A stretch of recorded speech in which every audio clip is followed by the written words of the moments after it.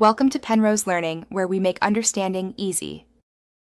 In this video, I will show you how to change your Tesla Model S air filter.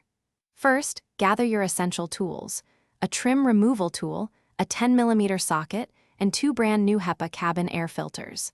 Before starting, make sure your vehicle is parked on a level surface and the parking brake is engaged for safety.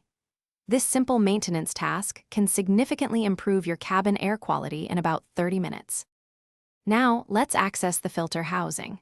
Begin by opening the front trunk, often called the frunk. You will see several plastic trim pieces that need to be carefully removed. Use your trim removal tool to gently pry these pieces away, working slowly to avoid any scratches or damage. This step reveals the air filter compartment, preparing you for the next stage of the replacement process. With the trim removed, you will now see the 2 air filter covers. Each cover is held in place by a few retaining clips. Unfasten these clips and gently pull out the old, dirty air filters. Notice their orientation so you can correctly insert the new ones.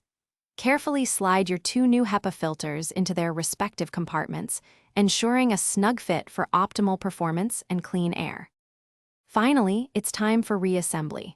Securely reattach the air filter covers by fastening their clips. Then, replace all the plastic trim pieces you removed earlier, ensuring they snap back into place correctly. Double-check that everything is properly secured before closing the frunk. Congratulations, you have successfully replaced your Tesla Model S cabin air filters, ensuring a much fresher driving experience. Thanks for watching. If this was helpful, leave a like and consider subscribing. See you next time.